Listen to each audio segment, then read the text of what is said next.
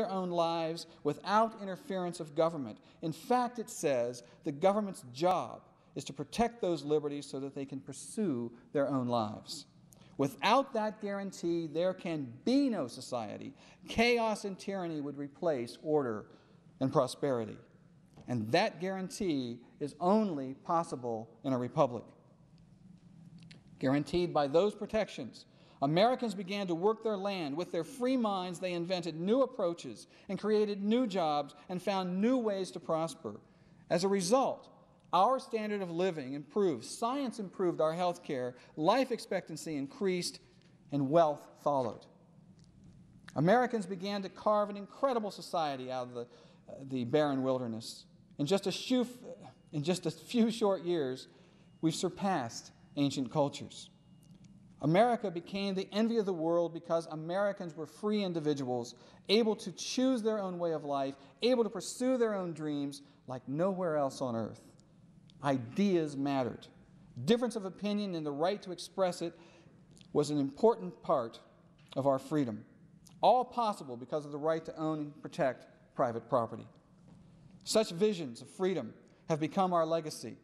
Today, as we are attacked by running dog terrorists, the nation rallies around the mantra of freedom. Flags fly from our homes and our car antennas. Bumper stickers declare, "God bless America." Banners shout, "Let freedom ring." But in fact, under the banner of diversity, community, and earth, our American liberty is being replaced with rights granted by a gang of anti-American hooligans hiding out in the United Nations and buried in government bureaucracies and non-governmental private organizations. It is the lynch mob in action. As a result, the American people and their every action are being ruled, regulated, licensed, restricted, registered, directed, checked, inspected, measured, numbered, counted, rated, stamped, censored, authorized, admonished, refused, prevented, drilled, indoctrinated, monopolized, extorted, robbed, hoaxed, fined, harassed, disarmed, dishonored, fleeced, exploited, assessed, and taxed to the point of suffocation and desperation.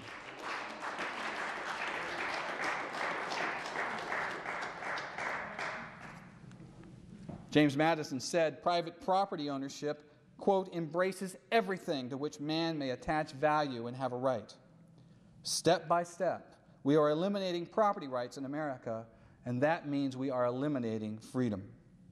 John Adams said, quote, "The moment the idea is admitted into society that property is not as sacred as the laws of God, and there is not a force of law and public justice to protect it, anarchy and tyranny commence." Is that not what we have done? Do we want leaders who stand for the rule of law, or do we select candidates based on which ones promise to give out the best goodies?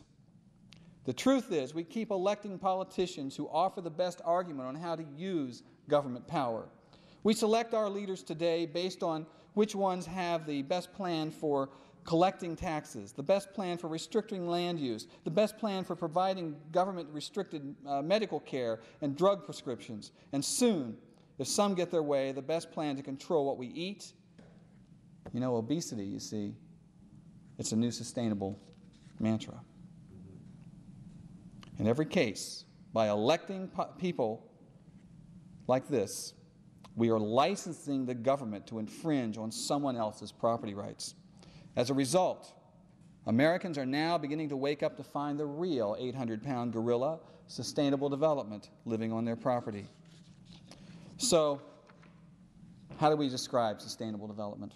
We've heard a lot of discussion about it today, but try this one. Imagine an America in which a specific ruling principle is created to decide proper societal conduct for every citizen. Let me say that again. Imagine an America in which a specific ruling principle is created to decide proper societal conduct for every citizen.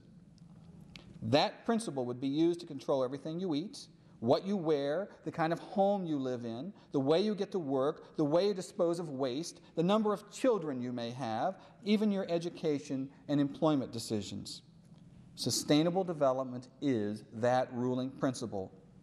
for the implementation of what former Vice President Al Gore said we must all suffer through in order to purify our nation from the horrors of the 20th century's Industrial Revolution. In his book, Earth in the Balance, Gore called it a wrenching transformation of society. Consequently, sustainable development calls for changing the very infrastructure of the nation away from private ownership and control of property to nothing short of a national zoning system. In such a system, the federal government is backed by an army of private non-governmental organizations, NGOs, like the Sierra Club, Planned Parenthood, the National Education Association, the National Governors Association, the Association of State Legislatures, the National Mayors Association, and the National Association of County Commissioners, to name a very, very few. These non-elected groups influence, if not dictate, policy in state government and in local communities. Locally elected officials are no longer the single driving force in making decisions for their communities.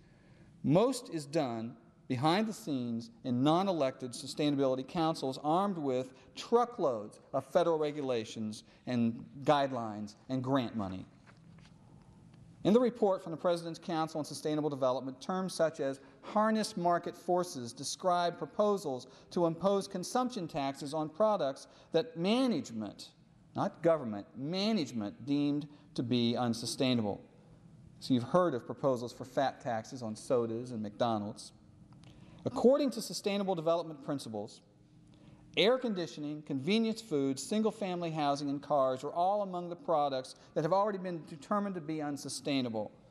Add to that ski runs, grazing of livestock, plowing fields, logging, dams and reservoirs, and power line construction, as outlined in the Biodiversity Treaty, and you get the full picture of America under sustainable development. The logo used in sustainable development literature depicts three concentric circles, each labeled with a defining category of the ruling principle. One is labeled social equity, another economic prosperity, and a third ecological integrity, as you've seen. Well, they sound innocent enough, but these three categories encompass every aspect of human life. To achieve the goals behind those very basic items would demand unlimited government authority to control business decisions, eliminate private property and personal achievement, and create a completely managed society under top-down bureaucratic control. Social equity and social justice require that the earth's wealth be shared between those who produce and those who do not. It's every welfare program and wealth redistribution scheme ever proposed. This is not free choice by individuals. Under sustainable development, business is little more than a tool of the social planning managers. Partnerships between business and government decide what kinds of products are to be produced, who will produce them, and how they will be produced. All must be done in accordance with environmentally correct procedures, i.e., government regulations. Taxes to force compliance will ensure proper business conduct. This is not free enterprise. And ecological integrity, well, that's just the excuse the social planners use to sucker you and me in and enforce their timeless schemes for power. Under sustainable development, true environmental protection is just for the suckers. Power and wealth redistribution is the real game being played here. In the name of protecting the environment, in the name of social equity and justice, in the name of safety and prosperity, sustainable development has become official policy in the federal government and state government in every large city and burg in this country. Those behind it are powerful, wealthy,